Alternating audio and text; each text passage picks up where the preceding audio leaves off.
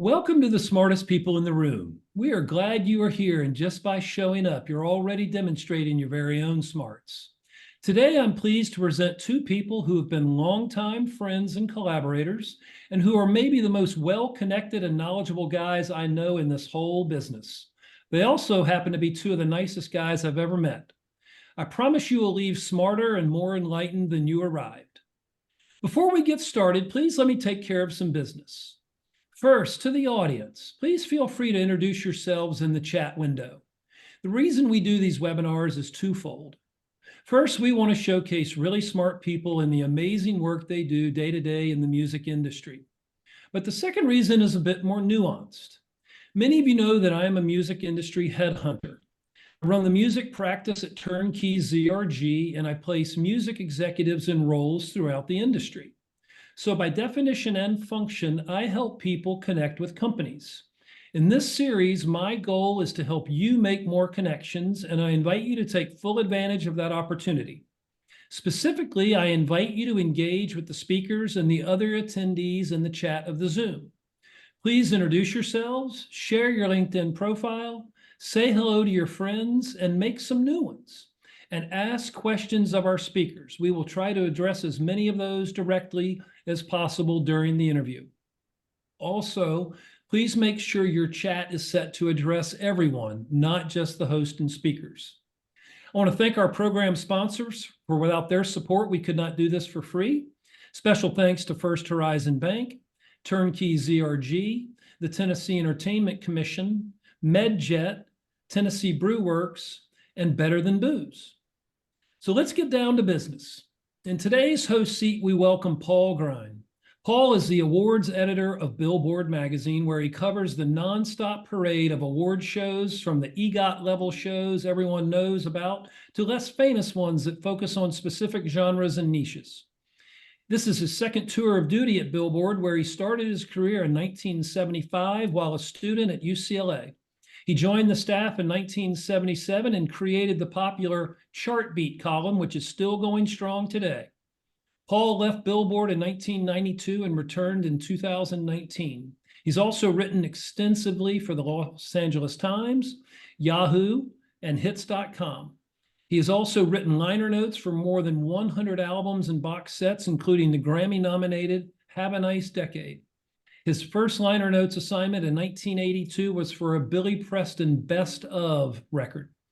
His most recent, just this year, was for a Steve and Edie collection. The range of those artists hints at his broad-ranging musical tastes. Welcome, Paul. It is an honor to have you here today, my friend. Thank you, Tom. And joining Paul as today's featured guest is my old pal, Ritch Esra. Rich's career started in 1980 as an intern in radio promotion for A&M Records. In 1981 through 87, he worked for Arista Records as director of A&R.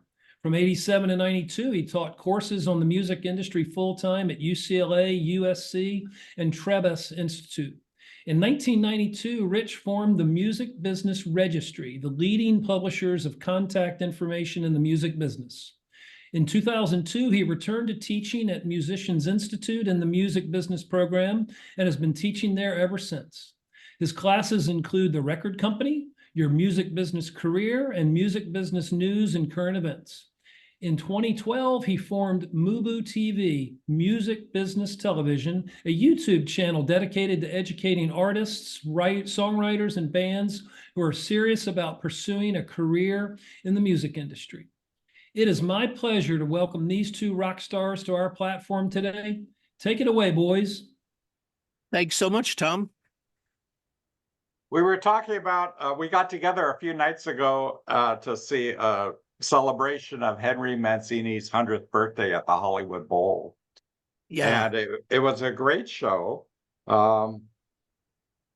Michael Bublé sang Moon River, and Cynthia Erivo sang Days of Wine and Roses, which are two of the best movie songs ever written. Yeah. Astoundingly good. And it's sad to think that Mancini was just 70 when he died. And you wonder if he would have had, if he'd not lived another 10 or 20 years, what more songs he might have written. Two for the Road and Charade and just so many great, great songs. So that was not everything you'd go to is on that level, but that was great fun. Oh, it was. I had such a good time. I had my my connection with Henry Mancini. I mean, of course, I'd known the work back in when I was a kid, and then when I went to Arista, an interesting fact is that Arista Publishing represented the Hank Mancini catalog. They represented him. And then I got to know, when I went to work for Arista in the early 80s, I got to know Henry's son, Chris Mancini, who worked for Arista Publishing. So, and over the years, I got to know or see Monica. I didn't really get to know her that well, but I'd seen her in person. And then, of course, Felice, his Henry's other daughter, who ran the Mr. Holland's Opus Foundation. But that event was really it was astonishing to see just the scope, as you were pointing out, of his career and the breadth. Not only that, but also the songs, and the theme to the Pink Panther, which I think is a worldwide standard now. Everybody knows that theme. And all of the film work that he had done as well, I think was really a beautiful event, really, really special. You mentioned you were how old when you started at Arista? I was 21. Wow. And you just interviewed Clive Davis, the legendary founder of Arista. And before that, he was at Columbia, and after Arista J Records. You just interviewed him, 2 months ago for Mubu TV? Yes, I did.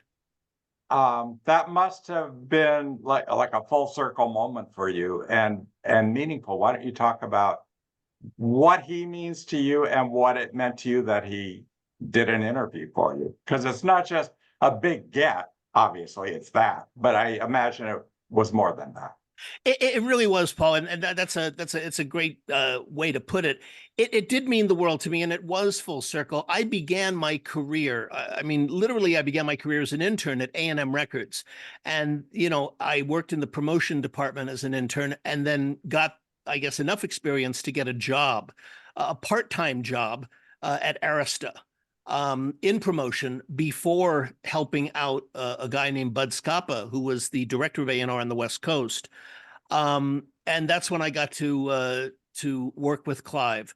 I had known about Clive. His work, and he had written a book at that time called Clive Inside the Record Business in 1975, 76.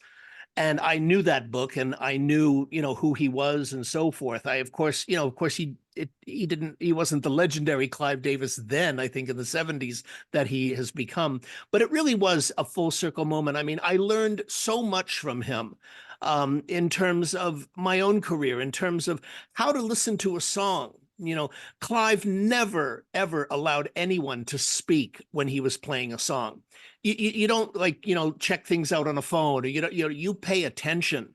You follow with a lyric sheet. He learned something. He taught me something called active listening, where you really, really listen. And I learned the value of that. His ear and his sense of lyric and what would work for an artist and what wouldn't work and why was absolutely astonishing in terms of songs. He knew what would work, and his instincts were very, very, very strong in that regard. I learned so much from him over the years.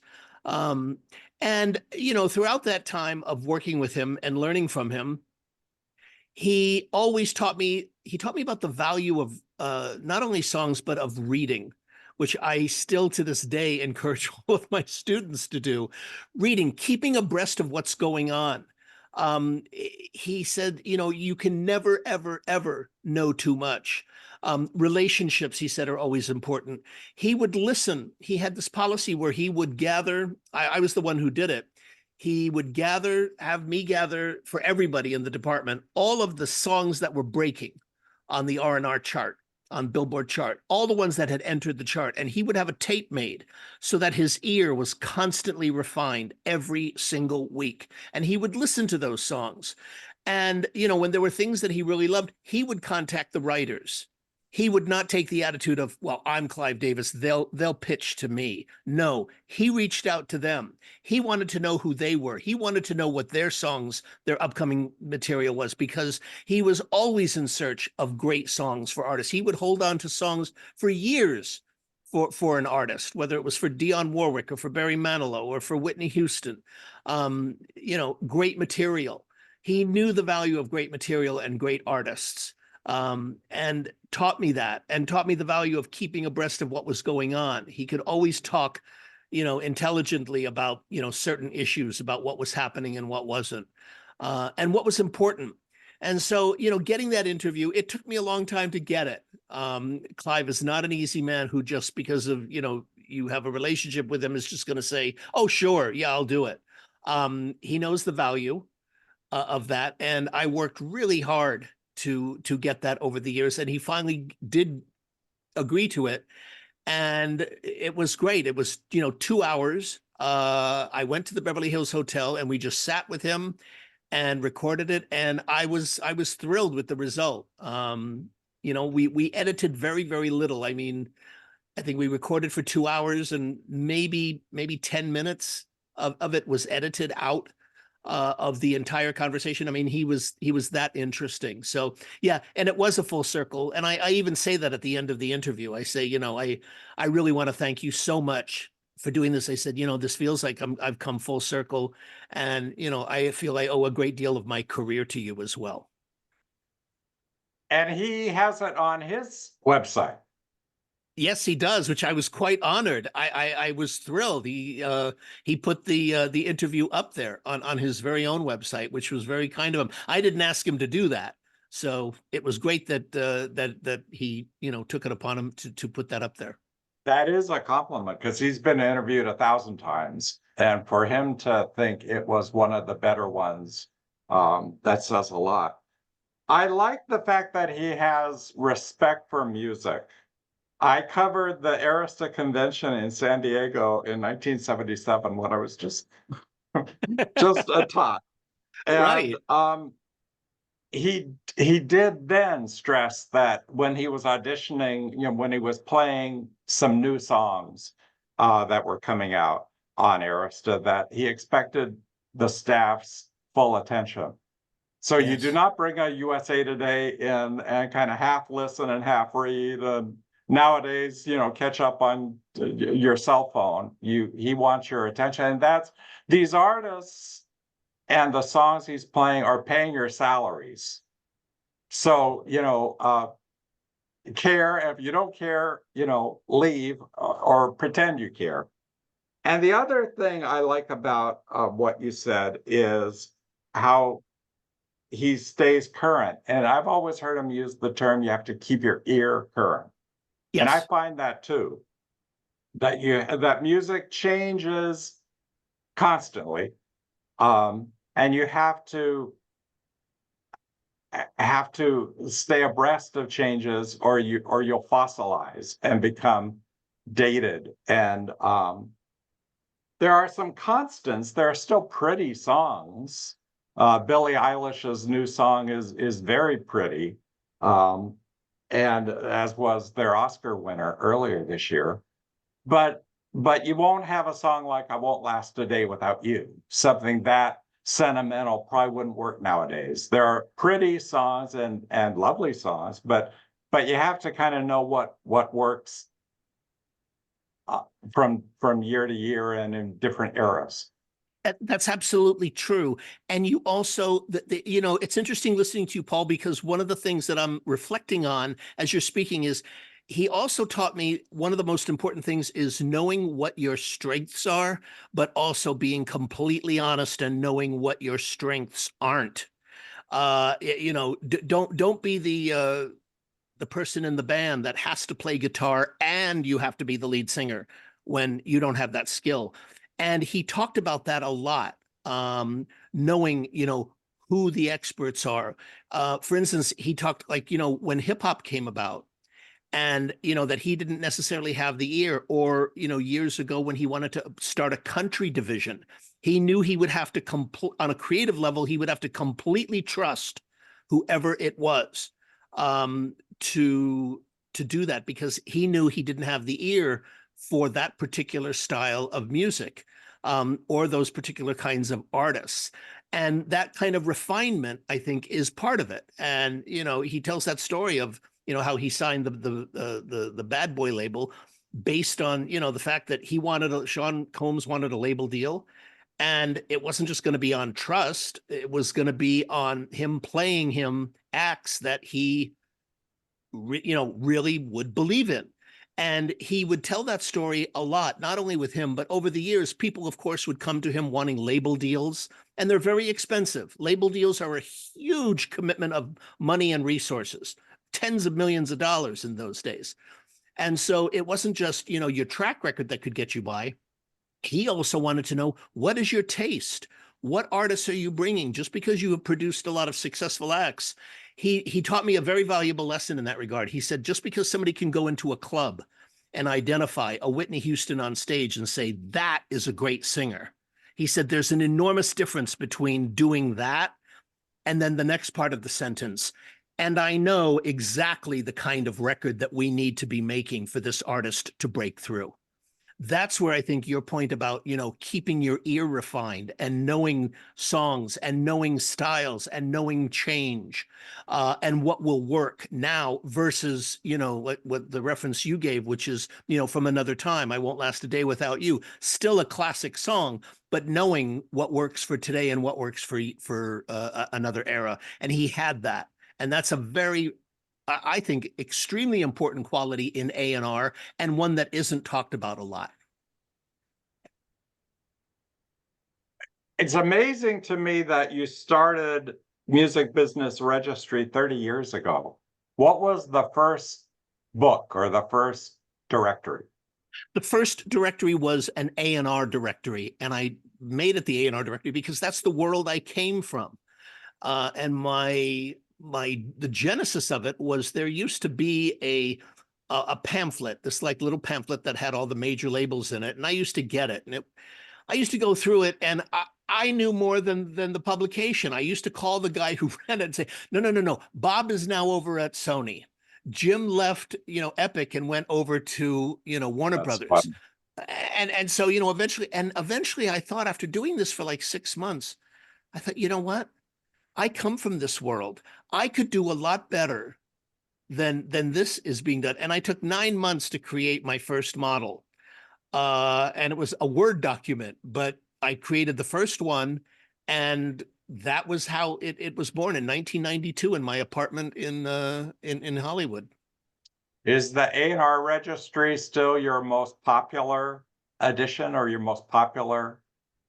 No, it's not. My film and television music guide is the one that is the most popular in this day and age, and has been pretty much for the last several years. That's the directory that focuses on placement of music into films, television, video games, advertising, so on and so forth. For licensing, anything to do with putting music into those mediums, any visual media, that's the directory. And that's the one that is really sort of overtaken the A&R. Have you ever had a brand extension that didn't work and you discontinued it? Not yet. I do have one. I mean, my least. I guess I'm not going to use the word least successful, but my least. My smallest publication, and actually, it's due to the fact that it's such a stable world, is my music attorney directory. That registry, because that is a group of people who are very, very, very solid. Attorneys do not run from one job to another every 6 months. They just don't. They're there for a very long time, and they stay in the profession. So that directory, I started all 4 of them pretty much within 2 years of each other, from 92, 93, 94, 95, around that period. And that's been the one that's been the most, least amount of change over the years. I add new people, but I've never had one and then discontinued it. That's amazing. Yeah. A&R is the one that it's the most dynamic, and people are changing, so that you update that the most frequently, right?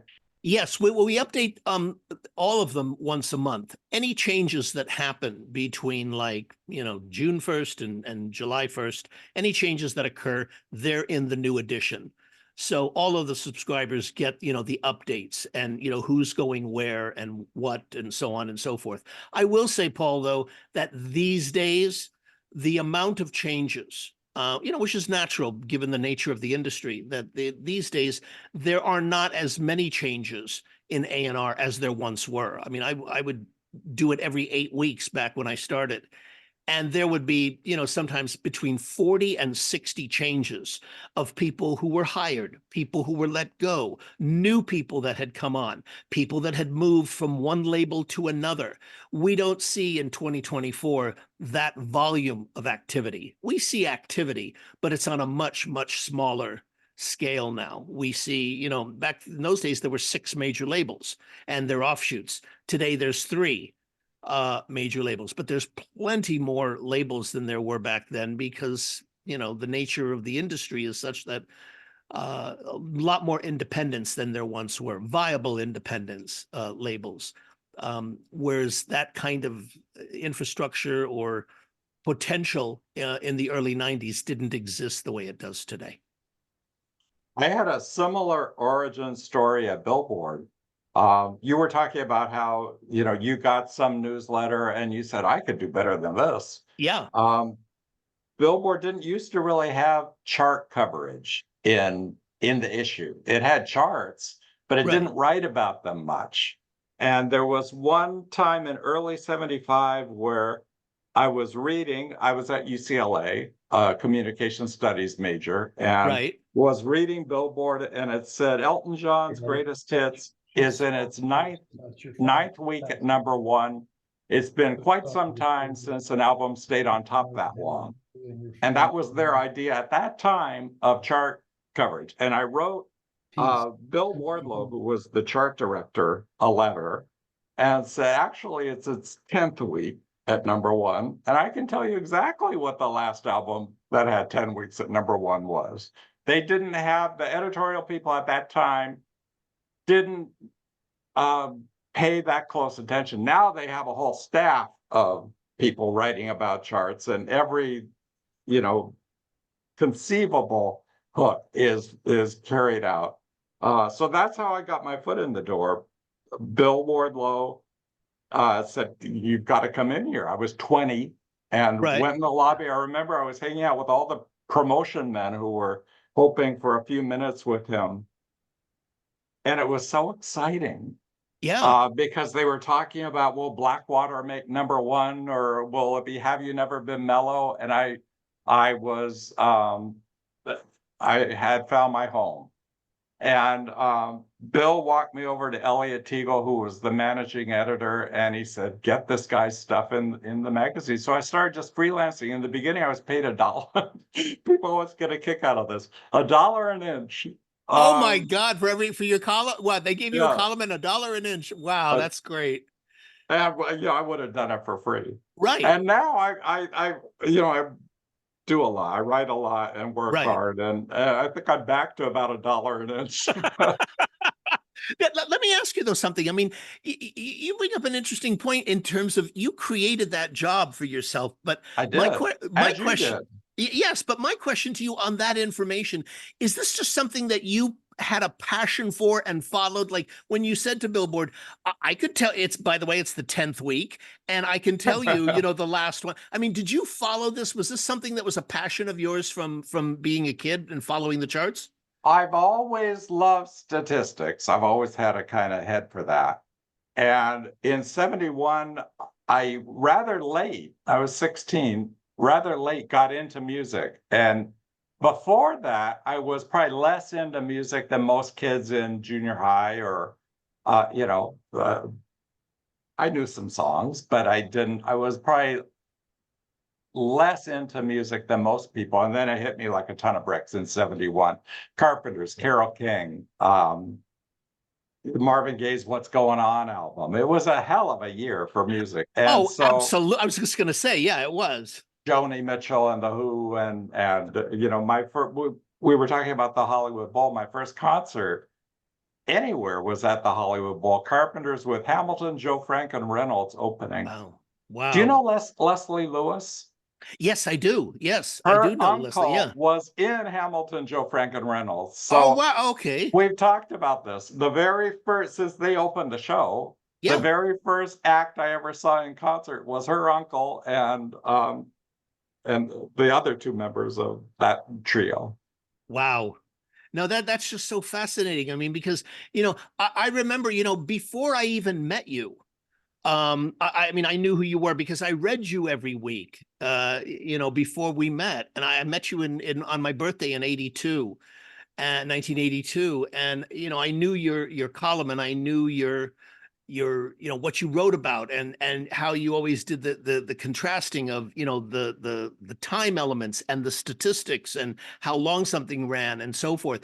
And it was such an interesting time because that was a period, in the 70s, you had so much music and so much great music, like you just pointed out. I mean, Apple, I'm just reflecting when you just said that Apple, the streaming channel, not the music channel, but the streaming channel on television, did this incredible documentary called 1971, all about the incredible music that came out that year. And it's like a 3-hour, 4-hour documentary.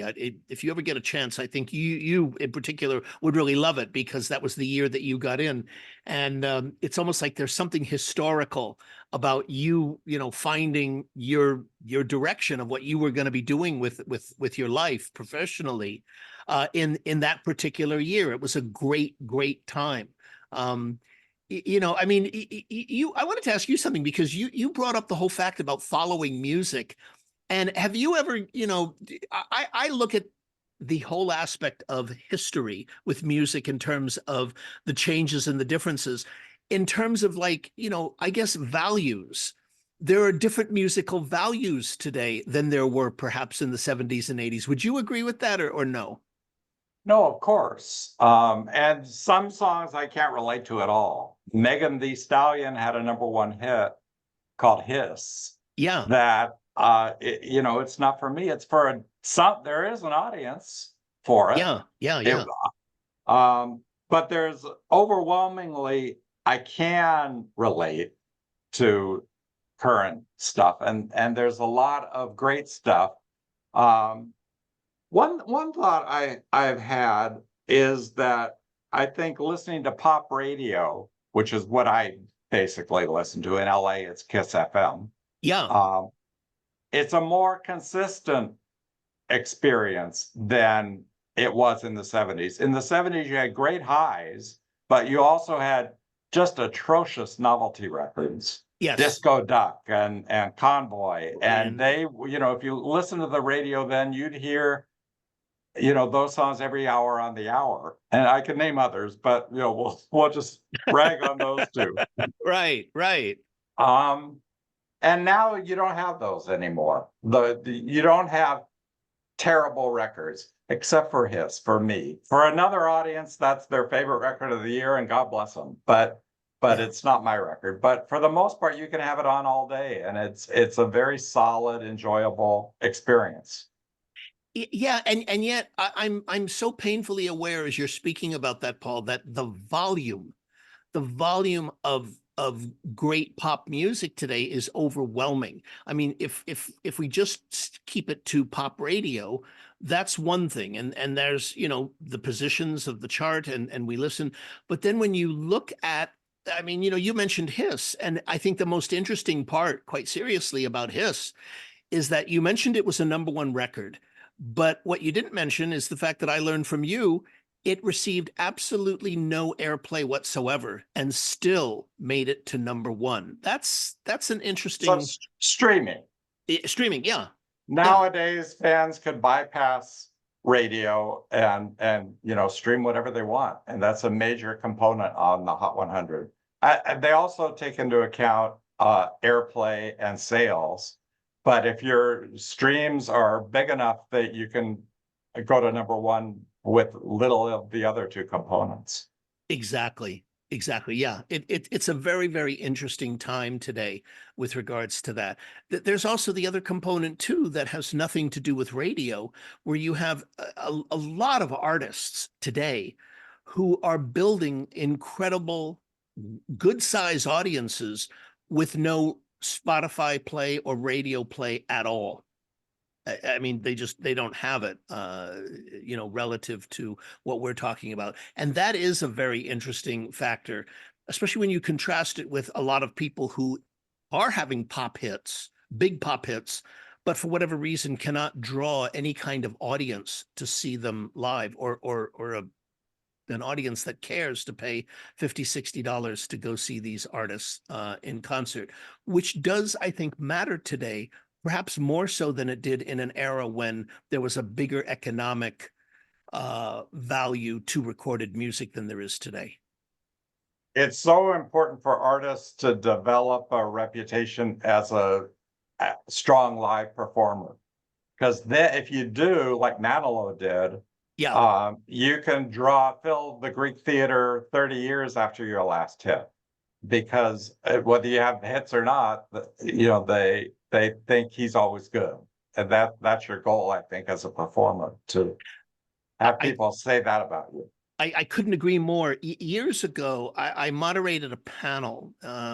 It was at Muse Expo, and Michael Rapino, who's the chairman of Live Nation, said something very interesting about this. This had to be over 10 years ago. And he said, one of the concerns that they had as a company is they looked at the top 100 moneymakers in the live concert business at that time.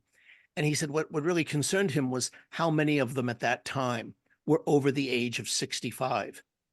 And it was something like in the neighborhood of like, it was more than like 50, nearly 60%. And he said when he went to the next level of like what's underneath that, he said it was like, I mean, you could name them practically on like, two hands and not even use all your fingers on two hands. So it brings up that point that you just mentioned about, where is the next generation of performers, people who, not only have hits, but who, like you said, it's so important to develop that audience of people who we will pay money to go see live. And I see that becoming really fragmented. It's not like we're having a terrible shortage, but it is very interesting comparatively to the size of the market musically versus the amount of people that, people will pay money to go see live at a concert. How do you divide your time between your directories and like Mubu TV, the educational um, things that you do, teaching? And my sense of you is that you're an educator. I mean, you love to educate people. You try to educate me, but I have to tell you, Rich, I know. He knows exactly. Yes, yes, it's very funny. Yeah, you're right. I do. I do consider myself an educator. It's taken me. I never thought of that as something that, when I was younger, but it is something that I do enjoy immensely. I enjoy learning. I personally enjoy learning. I enjoy, learning something new. And I think, all of us on this call today can, if we're in the music business, can admit there's a lot that we all have learned over the last 10, 15 years in this business. And I think if we've been in it for a long, I've been in it 47 years, and the speed at which those changes are occurring in this day and age is faster than I've ever seen it. So, I do enjoy being a teacher. And how I do it, I just sort of incorporate. There's no sort of difference between my personal life and my professional life. I teach both online and physically at the school. I guess to answer your question, in the short run, I go 7 days a week between Mubu TV, which is a channel that I formed with my business partner, Eric Knight. And we did that, I guess, in around 2012. And the whole purpose of Mubu TV was designed to educate artists. My vision for it originally was I wanted to take education out of the classroom. That's what I wanted to do. And the technology and the times certainly allow for that. I will say, I think one of the things that's most interesting about education today, that I've learned, is that artists themselves, and many artists don't get this, I mean, recording artists, need to be much more educated about their chosen career path, if it's to be their career, if it's to be their life, than ever before. I think, there was an era when if you were really talented as a writer, if you were really talented as a singer or as a performer, there was a whole system in place to support that, And I don't think that that exists anymore. I think, especially in the early stages of a career,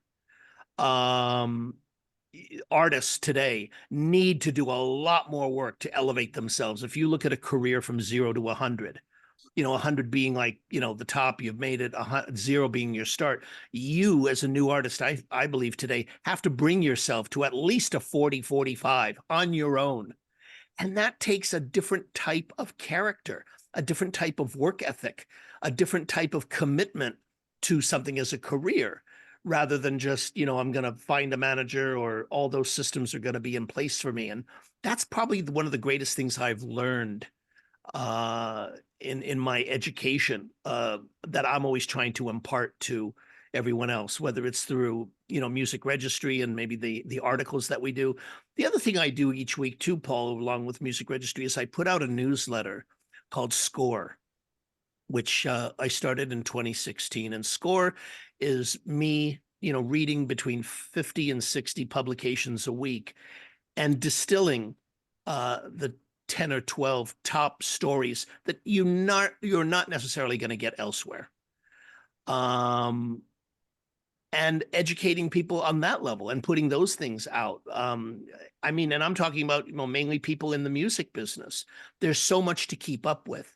So that's sort of a long-winded way of answering your question of how I divide my time. It's sort of a constant, 7 days a week, incorporating all of it, each element, if you will.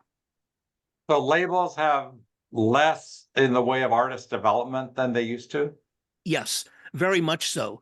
And there's many reasons for that. There's not just one reason for that. You're right. They do have far less artist development. And the reasons, I think, are, number one, the volume of artists. Number two, the technology that exists out there for artists independently to reach somewhat of an audience or to be able to tell a label, there's interest in this record or in me as an artist. And I believe that whole principle where labels dominated, where they were the ones developing talent, they were the ones making those decisions. It was a faith-based business.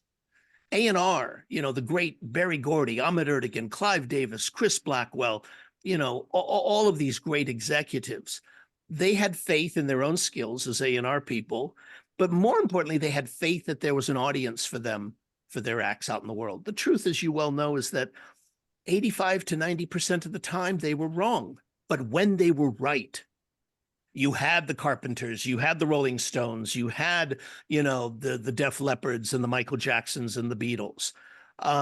Today, that ratio of breaking acts is much, much lower. So, I think artists today have so much more work to do to developing an audience for themselves and to building a career for themselves, much more so than they did in the past, because there's so many more people doing it. And labels don't need to develop talent.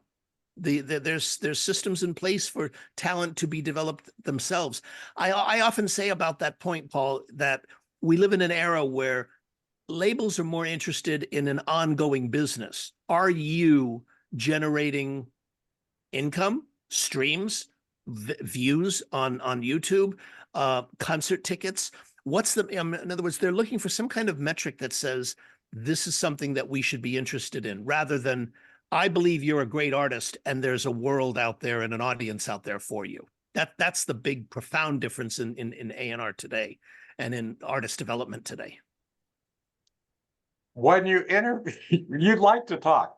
When you interviewed Clive, were you conscious that this is about him and I should not filibuster? Yeah, very much so. So you're, Yeah, you yeah, yeah. follow No, that when you're doing an interview, keep your questions brief. yeah, I'm more interested. Yeah, when I'm doing an interview with someone, I especially with him, I wanted, his take on all of those things. It wasn't necessarily a conversation. Other people, I do. Other people, I will be more loose with that and actually have a conversation. It also depends if I know them well enough. If I don't, then I mainly keep it to them.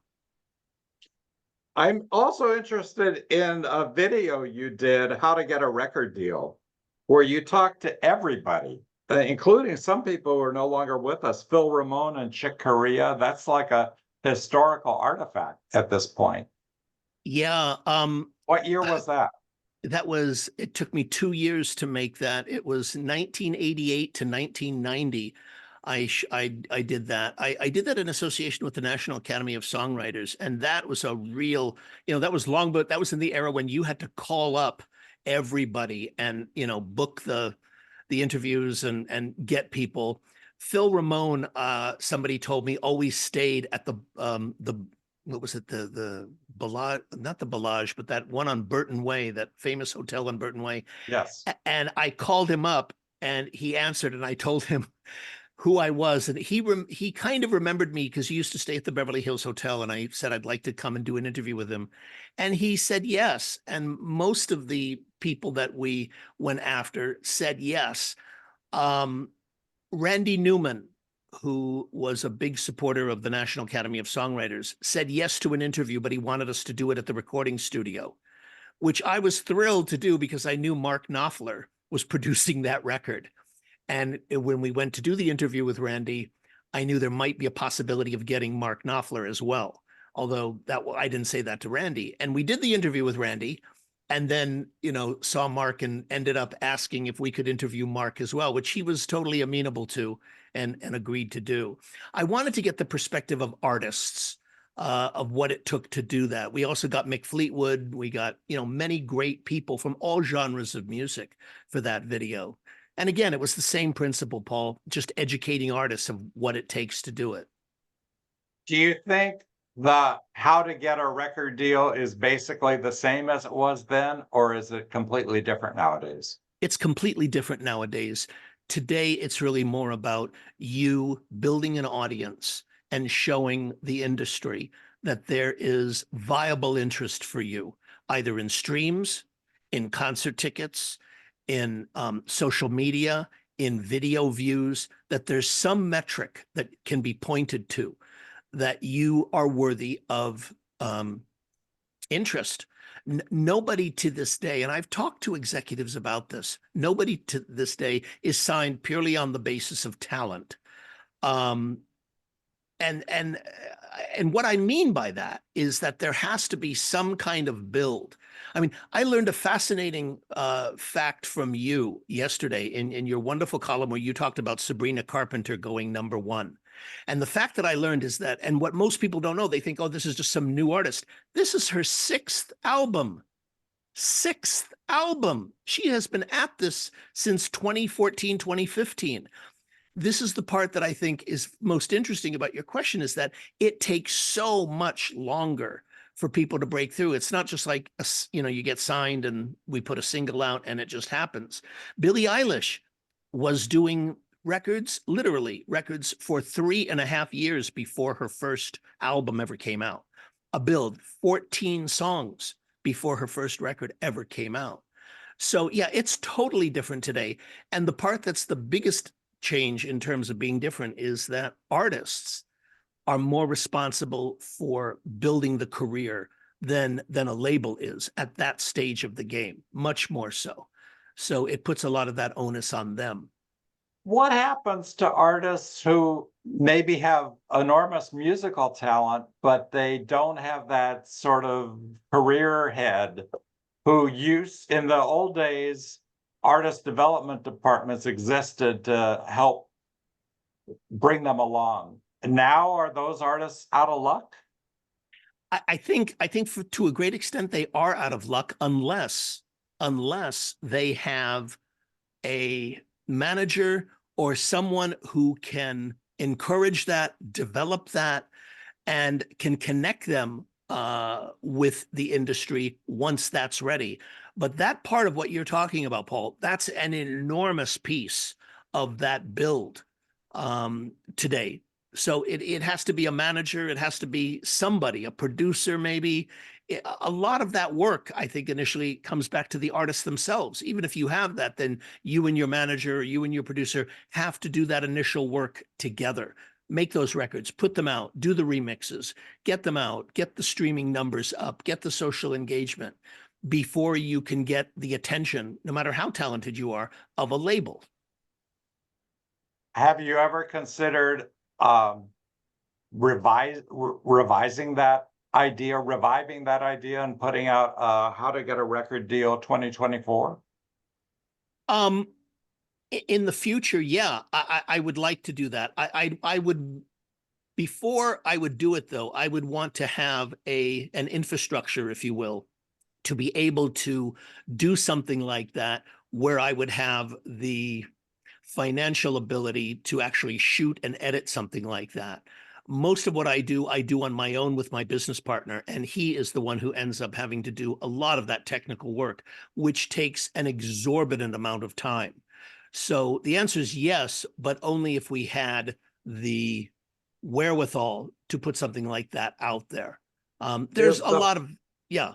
Is the first one, and you didn't mention everybody who's on it. Los Lobos, Martin Knopfler, Phil Collins, Jody Watley, Carla Bonoff, Michael Bolton, Fleetwood Mac, Chick Corea, Kenny Loggins. Is that available anywhere? Is that online? If somebody wanted to see it, how could they find it? No, it's not. It was only available. BMG put it out in the early 90s on VHS cassette. And it doesn't, you know, the deal ended a couple years after that, and so it's not available anymore. I would have to take the master and have it, you know, digitized and put up somewhere, and I haven't gotten around to doing that. Well, hold tight, people, because I think it would be great to see it again. At this point, it's a time capsule, but that Yeah. would be its appeal, to see all these people in their prime 35 years ago and hear what they had to say. Yeah, very much so. Yeah. Now, my mentor isn't as famous as Clive Davis, but he was Elliot Teagle, who was the managing editor of Billboard when I started, and I was a cub reporter, and I couldn't have been greener. And he changed my life. And a lot of Wow. people thought he was what's another word for asshole? He could be difficult. he could be difficult. Thank you. Yeah, That's much better. But one day I had a story where I wrote about the Doobie Brothers, and I wrote Doobie, BROS, period, because I had seen Warner Brothers, the label, often is shortened to BROS. Right. And Elliot came back to my desk and said, "Is this how the Doobie Brothers stylized their name, BROS?" And I'm sure I thought I was probably 23. I'm sure I thought 100% of people will know who I'm talking about. What is this? Oh my But God. he was right. Of course, it's spelled out brothers the full way. And the point he instilled in me, and I carry to this day, is everything is either wrong or right.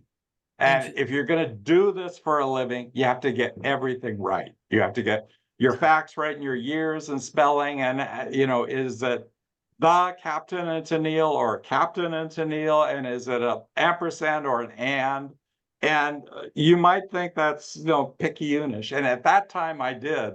But now I completely get it. And thank you, Elliot, who had passed away a few years ago. I wrote his obit.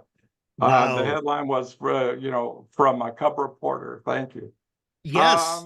But I think it's so true what you're saying. And Yes. you see, when you look at, when you read stuff today, Paul, from like based on what you're talking about, it is amazing to me because, writing and those kinds of details that you're speaking about, they don't go through the process like they used to, where editors and people would actually check this stuff and recheck it. I'm amazed when I see top pro professional things go out with bad spellings or wrong, name. It's astonishing, you know, with Yes. that. Yeah. You But see more and more of that everywhere because staffs, copy editing staffs have been hollowed out, and stuff can go online, with scant oversight at every publication. yeah, Um, yes, absolutely. But you're right. It's an art. It's a real art, what you're talking about, you know, like BROS period, or spelling out brothers, and you know, ampersand, or and I mean those kinds of, you know, details. I guess that's why, you know, programs like Grammarly and you know, all of these things exist to give people that kind of, you know, specificity that you're speaking of. I don't use programs. I You, am my you own. know, he Yeah. knows. That's why he knows. Yeah. Well, yeah, because you spend a life refining that and doing that. And that's, you know, I mean, I can even extend that quite seriously to like your own work.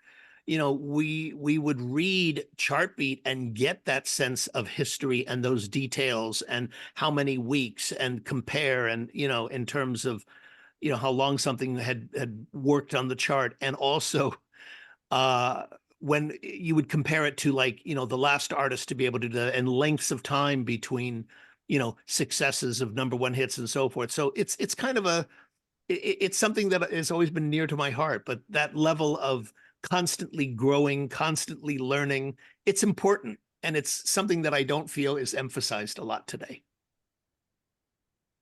Joe D'Ambrosio, old friend of both of ours, wrote it. Yes.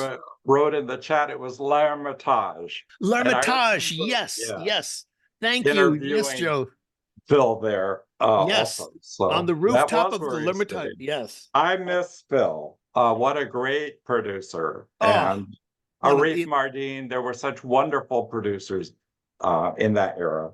Absolutely. I remember staying late one night at Arista. Clive called and said, Arif Mardin is coming. He was working on an Aretha Franklin record for us, producing the record. And he said, Arif is going to come over with an acetate, and he wants to like play it on the stereo, and he won't be there till 7 o'clock. Can somebody wait for him? And I was like, of course I'll be wait. I said, this is like, you know, a man who I was dying to meet for so many years. And he couldn't have been nicer. He was, I mean, this man had produced brilliant work. He was an amazing arranger. He was an amazing producer. He had done all of those incredible Bee Gees records, and Bette Midler and Aretha. And it was just so lovely to meet him. You know, they always say never meet your heroes, but occasionally when you do, and they turn out to be even nicer and better than you could have possibly imagined, it's that kind of thing stays with you forever. So that's my little Arif Mardin story, was meeting him at Arista so he could play the acetate. What I love about his work is that he didn't have a sound. He brought the best out of the artist, whoever the artist was, from average white band, to, like you mentioned, Aretha and the others. Um, and I think that's the mark of a great producer, that it's not their stamp on the record. They allow the artist to be the artist.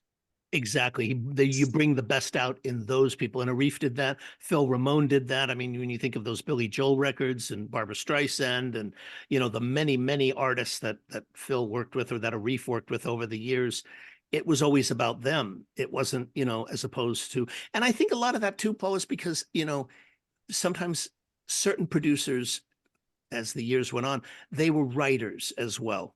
And so I think that part of the, uh, equation that you're speaking about came through because they wrote the songs. I think of like Babyface and Reed, or Jimmy Jam and Terry Lewis, or many others who, you know, or Mutt Lange, who had a specific stamp, is also because every one of those people wrote the songs of the hits that they had with those artists.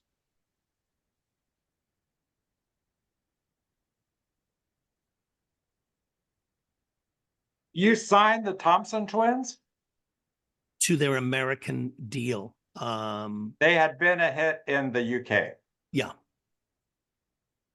very much so. They were a 7-piece band when we signed them, and then it reduced down to a 3-piece, and they broke through on the second record with Hold Me Now, and, you know, all of those hits, Doctor Doctor and so forth, that they had. But it was a transformation. Hold Me Now, boy, what a smash. in Absolutely. Yeah. summer of '84. Wow. Was it summer of 80? Okay. Yeah. For some reason, I wanted to think it was 82, but no, it was 84. Yeah. And I remember they played the Greek Theater that summer in Los Angeles. What was your first album that you ever bought with your own money? With my own money, it was the soundtrack to a movie, a James Bond film called Diamonds Are Forever. It was 1971. It was the first album that I ever bought. And I did not know what a soundtrack was when I did that. Seriously, I didn't. I ignorantly thought, oh, this is going to have every bit of the sound from the movie on it. So when it opened up, the opening of the James Bond movie is the song. So I thought, okay, well, here's the song, and then there was music after that, and I thought, where's the dialogue? Where's the That is dialogue? funny. Yeah, it was funny. I mean, I learned very quickly, but that was the very, very first record I ever bought, was the soundtrack to the movie Diamonds Are Forever, James Bond. John Barry, who went on, in my estimation, to become one of my all-time favorite composers. He did a lot of the James Bond movies. He, in the 80s, he did, Somewhere in Time, Out of Africa, a lot of great film scores. But that was the very first record. 1971 was that soundtrack. Is that the year you bought it? That was the year I bought it. Yeah, it came out in the summer of '71, and I remember buying it from the Rexall drugstore.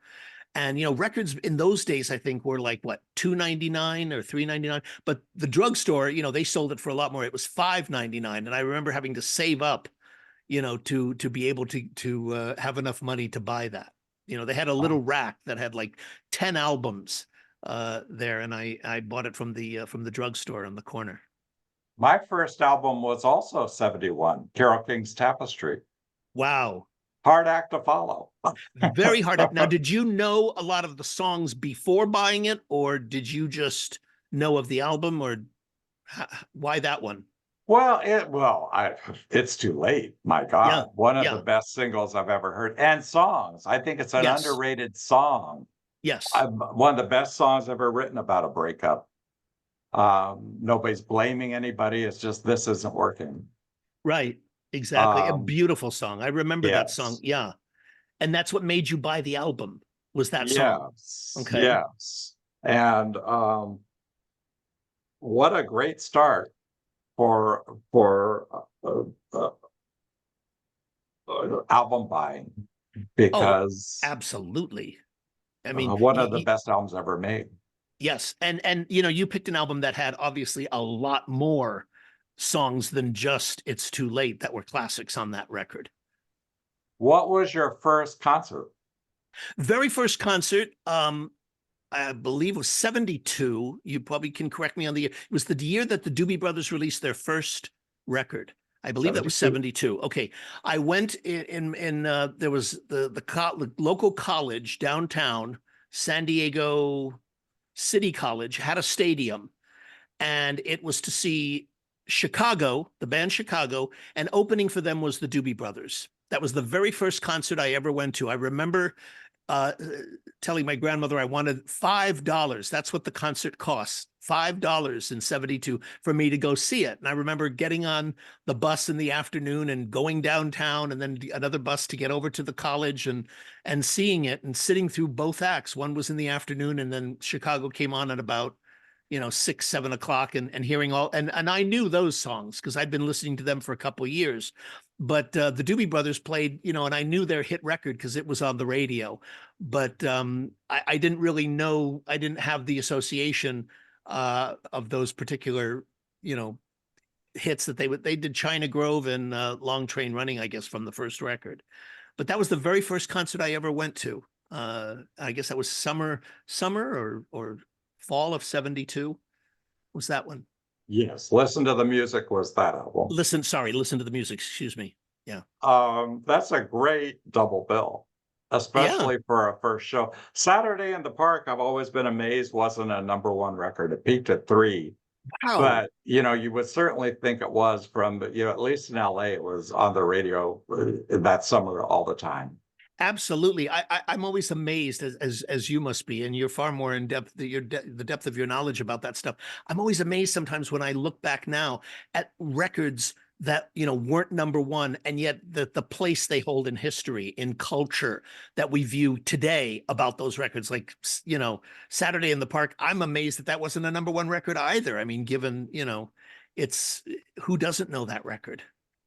David Foster has pointed out that the one that blows his mind is Glenn Campbell's By the Time I Get to Phoenix, peaked at 26. So I mean, the charts tell you a lot, but they don't tell you everything about what's going to be seen as a classic through time. That is true. That is true. I mean, I guess the same can be said for films. There are certain films that when they came out, they were disasters financially, and then they became, I think It's a Wonderful Life was a failure at the box office when it came out. The original Blade Runner was a failure critically and financially, but became this, like, mythological classic over the years. It's interesting. I guess you would know more about, like, songs that became classics that were never hit records in their day. Be an interesting one to look at. Yeah. And you went to that show on your own? And in 72, you were 13, 14? I don't think I was that. Was I 13? December of 59, I was born. So I was 12. Yeah, Wow. 12 years old. Yeah, I was raised as an only child with my grandmother, and I think I was always years ahead. I was always more mature. I went to Europe at 14 years old by myself for 3 months, and I look back at that and I think, like, most people when I tell that story are like, "You did what?" Yeah, it is amazing. Yeah, yeah, but I did go to the concert. I did everything by myself back then. I mean, I went to movies. It always cracks me up when I hear people, "Oh, did you see that movie?" No, I didn't have anybody to go to the movie with. And I'm like, "Go to the Yes. movie with? Are you?" I like, I don't think I'd ever leave my house if I had that consciousness throughout my life. It's like just doing things on my own, learning to do things on my own. A lot of concerts I've been to throughout my life. When I think about that point you just made, on my own, where I don't have a problem going to movies or concerts or doing stuff on my own without someone else. Those experiences probably built your initiative, your drive to just get it done Absolutely. And in and I general. had, yeah, that's very true. And I had a passionate interest.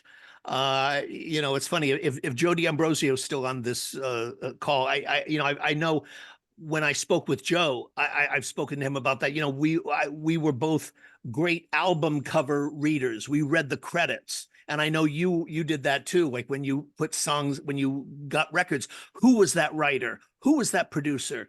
Where was that song recorded? Who are these musicians? Who's Lee Sklar? Who's, this person, or the Picaros? Or, you get to learn all of this stuff from, studying it over the years.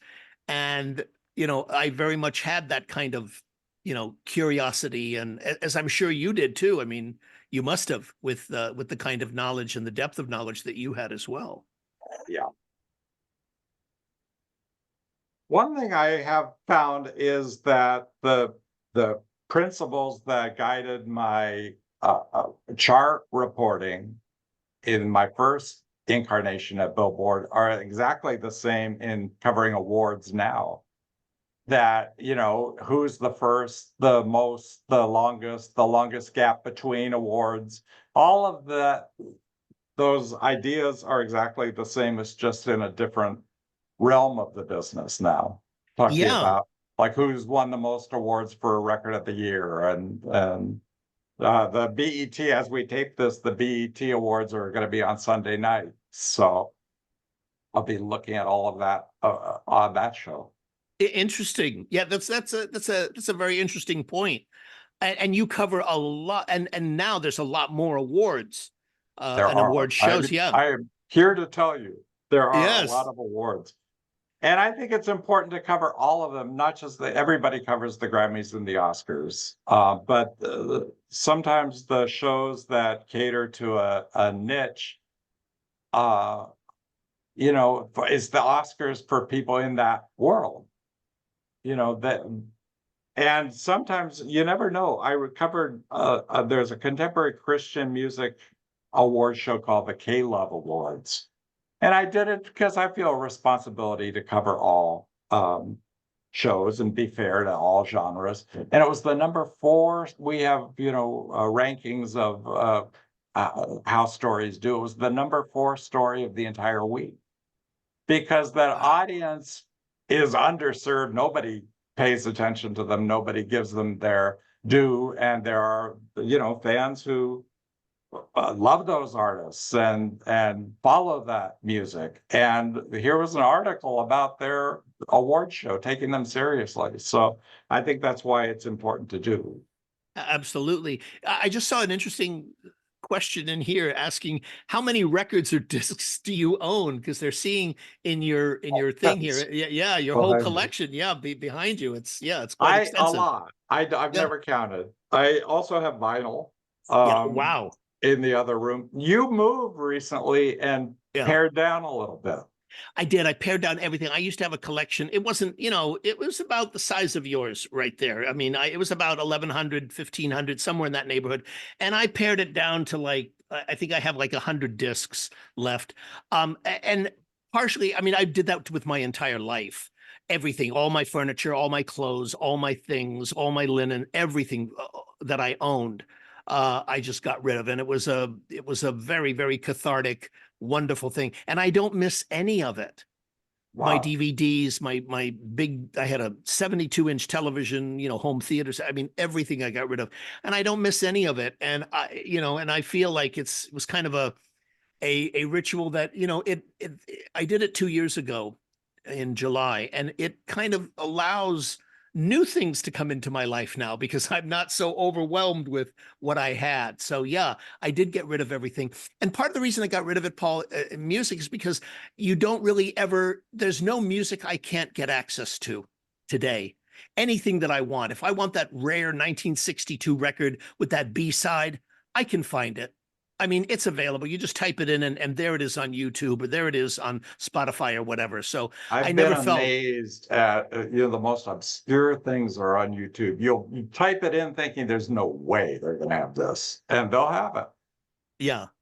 Yeah, that's somebody says not always. Yeah, I agree. There are exceptions. But for the most part, I would say beyond 95%, you can pretty much find. There are certain things that I did keep. I loved when artists would put out CD singles and they would put 2 and 3 tracks that were never on an album. A lot of that stuff may not be on Spotify or whatever, but yeah, you're right. And that's one of the reasons that I felt comfortable getting rid of everything. Same with my DVDs. I used to have an enormous DVD collection. And there's very little that you cannot find on the services today, either on Amazon or on YouTube or on, any of the streaming services that you can't rent or that's not on there. Very, very little between the 4 or 5 of them that show movies. Which artists are most represented in the 100 CDs you kept? Joni Mitchell is probably the most represented. I kept all of her CDs.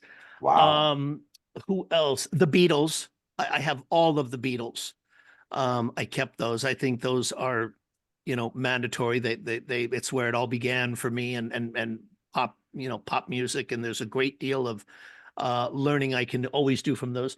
Just looking over at the collections, Joni Mitchell, the Beatles. I don't think anyone else. Oh, there are a couple Elton Johns. The rest of it was just sort of, it's all scattershot. But those were the main ones that I kept in terms of the most. I know you love Joni, but that really makes a statement that even when you were seriously going lighter in terms of what you keep, you couldn't part with that.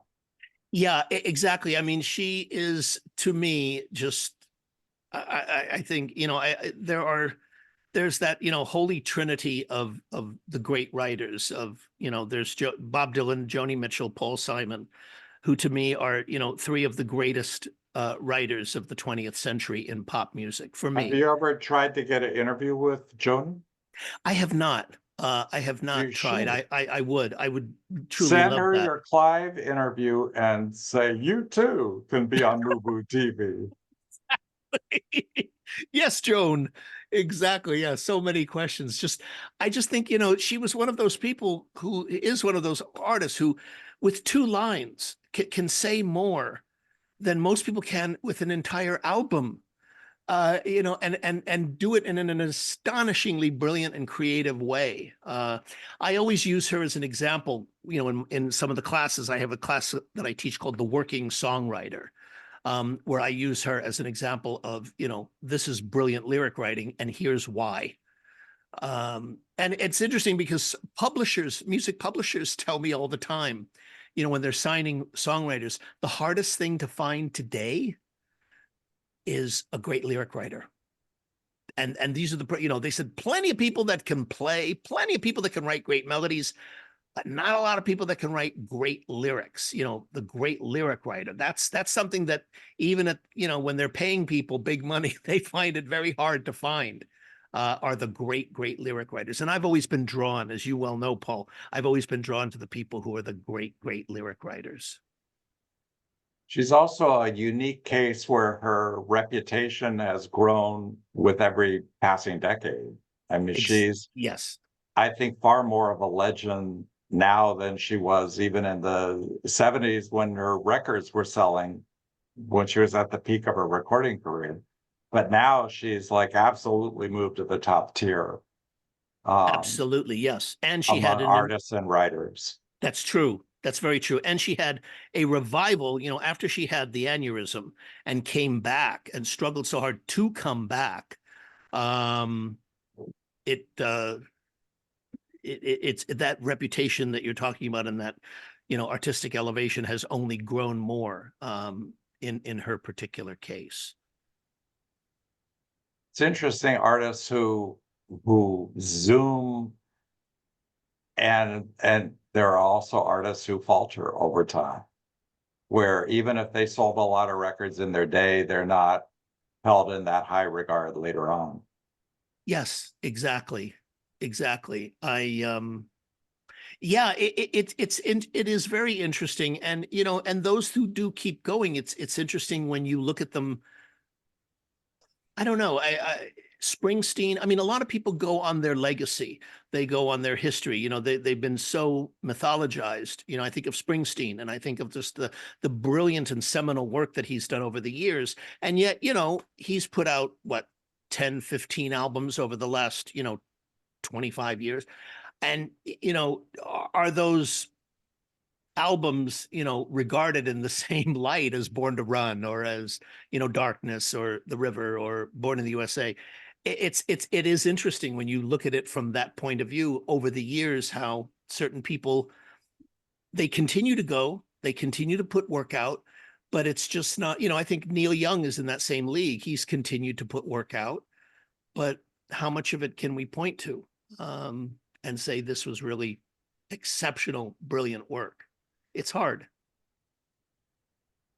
Well, I don't think you can expect artists to always, every album isn't going to be Nebraska and Born in the USA. And I think that, well, audiences don't demand that. They're grateful to continue the relationship, even if it's not, a lot of songwriters, it's an interesting thing, do their best work when they're in their 20s, maybe early 30s. It's rare for some reason that particular talent fades over time.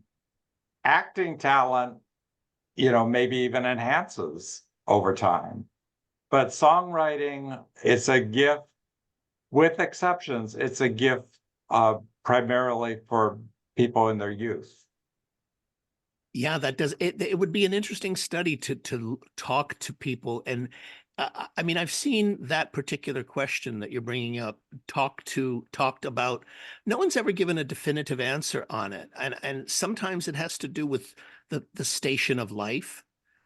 Sometimes it has to do with energy. I know Pete Townsend addressed it that, in my 20s, he said, I could just go. I could, I could do demos for the Quadrophenia album on my own for a 2-album set, James Taylor's talked about the fact that as you get older, it becomes much, much more difficult in your 70s to continue to write, new, fresh stuff all the time. It just, different people have addressed that point you're making. And I don't know. I always thought Paul Simon, he maintained a certain level of quality that was astonishing to me, even as he got older. The records weren't the massive hit records, but they still had an astonishingly brilliant quality to the writing that always just like, wow, like he still has it.